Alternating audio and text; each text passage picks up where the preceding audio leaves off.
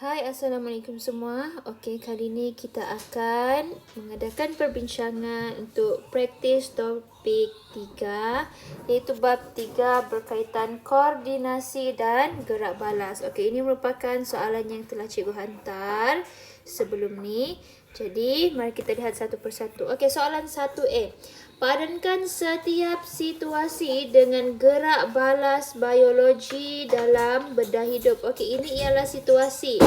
Okey, ini ialah gerak balas biologi. Kalau kita lihat, situasi 1 Roman ini ialah keadaan cuaca yang panas. Okey, jadi kita lihat gerak balas biologi. Dia akan menggigil, dia akan pengsan, dia akan berpeluh. Okey, sama dalam situasi apabila cuaca panas, rasanya apa yang akan berlaku? Okay, tentu sekali dia akan berpeluh. Jadi padankan dengan jawapan yang betul. Okey, gambar yang kedua 2 Roman ialah gambar kawasan yang sedang mengalami salji. Salji ni sejuk. Jadi adakah dia akan menggigil atau pengsan? Jawapannya dia akan menggigil. Okey, seterusnya. Soalan nombor 4. Encik Mutu telah melakukan senaman berat selama 20 minit. Okey, tandakan tik pada gerak balas biologi yang berlaku kepada badan Encik Mutu. Berpeluh untuk merendahkan suhu badannya. Ya, apabila kita melakukan aktiviti yang berat, okey, selalunya kita akan berpeluh. Apabila kita berpeluh, okey, peluh tu akan menyejukkan kembali badan yang telah panas. Okey, menggigil untuk menaikkan suhu badan. Okey, ini salah. Okey, rujuk pada markah. Okey, jika markah menunjukkan 2 di sini, maksudnya kita perlu tanda 2 jawapan yang tepat. Okey, kadar degupan jantung meningkat untuk membawa oksigen dan glukosa yang cukup bagi respirasi sel. Jadi, untuk proses respirasi sel ini, kita dalam keadaan senaman berat. Jadi, kadar degupan jantung pun perlu meningkat untuk membawa oksigen dan glukosa yang mencukupi. Jadi betul. Okey, soalan nombor 2. Padankan setiap gerak balas biologi dengan kesannya. Okey, ini ialah gerak balas biologi dan kesannya yang ini. Okey. Ada gerak balas biologi ini, okey.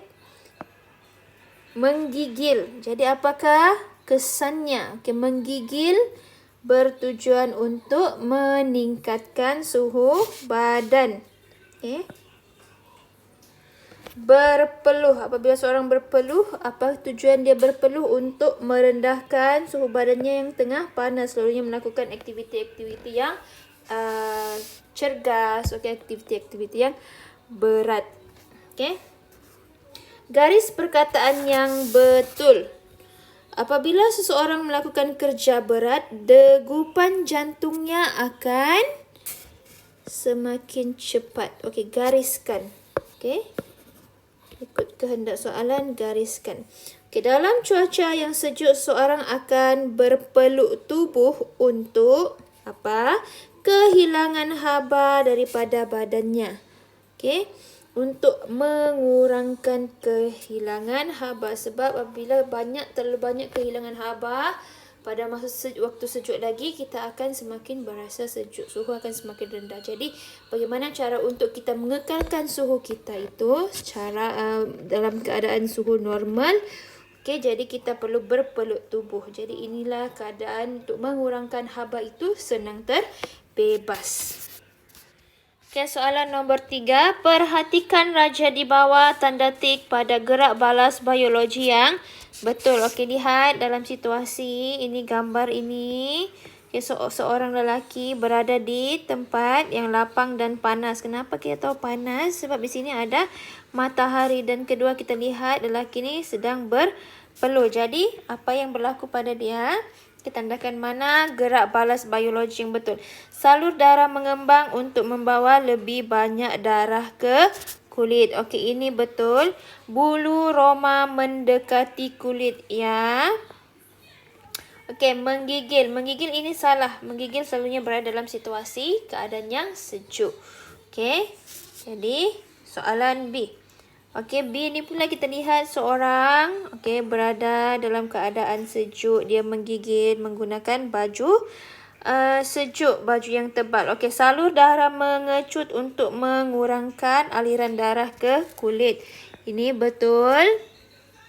Okey, bulu roma yang menegak. Okey, untuk tujuan bulu roma menegak ini adalah untuk memerangkap haba supaya keadaan suhu badan kita kembali normal dari keadaan yang persekitaran yang suhunya rendah.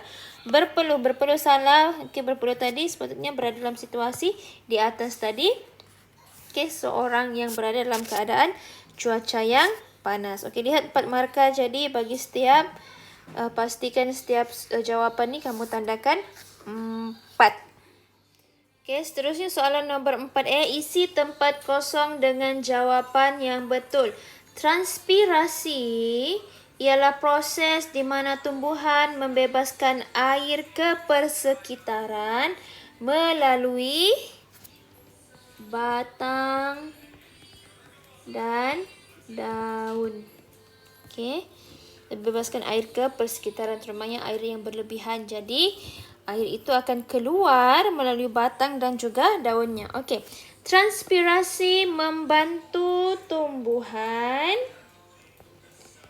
mengawal atur suhunya. Okey, ini jawapannya. Okey, B. Padankan setiap raja stoma di bawah dengan suhu persekitaran yang betul. Okey, ini ialah stoma. Keadaan stoma sama ada terbuka atau tertutup. Dan ini pula ialah suhu persekitaran. Jadi kita perlu padankan. Okey, gambar pertama, satu roman ini menunjukkan liang stoma yang terbuka. Adakah dia pada hari panas, pada hari hujan ataupun pada hari sejuk dan lembap? Okey, jawapannya ialah pada hari sejuk dan lembap dia terbuka untuk mengeluarkan air secara yang berlebihan. Okey. Seterusnya, dua roman ialah stoma dalam keadaan tertutup. Okey, jadi bagi mengelakkan air keluar secara berlebihan menyebabkan pokok menjadi kering. Jadi ini ialah selalunya berlaku pada hari panas. Okey, bila keadaan panas sangat, jadi secara automatik tumbuhan ini tidak ingin kehilangan air secara berlebihan, jadi liang stoma itu akan tertutup. Okey, soalan nombor 5A. Nyatakan sama ada pernyataan berikut adalah benar atau palsu. Jadi perlu tulis sama ada benar ataupun palsu di ruang yang telah disediakan. Okey, pernyataan dan sama ada tulis benar ataupun palsu. Okey. Transpirasi membantu menyejukkan tumbuhan kerana haba yang disingkirkan daripada tumbuhan sewaktu transpirasi. Jadi ini jawapannya ialah benar. Transpirasi menyebabkan nutrien di bawah seluruh bahagian tumbuhan. Bukan semua menyebabkan nutrien ini dibawa ke seluruh bahagian tumbuhannya. Okey, jadi jawapannya ialah palsu. B. Nyatakan organ yang betul berdasarkan fungsi yang diberikan. Okey, kalau kita lihat di sini, ini ialah kulit, ini buah pinggang, dan ini ialah hati dan juga pankreas. Mengawal atur air, mineral dan kepekatan garam. Okey, jadi organ apa yang terlibat? Jawapannya ialah buah pinggang. Okey, mengawal atur suhu badan. Okey, apa yang mengawal atur suhu badan ialah kulit.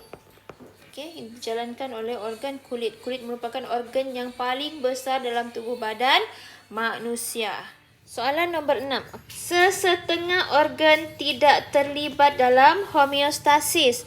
Bulatkan terlibat. Dia minta bulatkan terlibat ataupun tidak terlibat dan namakan organ terlibat yang betul. Okey, jadi di sini ada satu kolom untuk organ.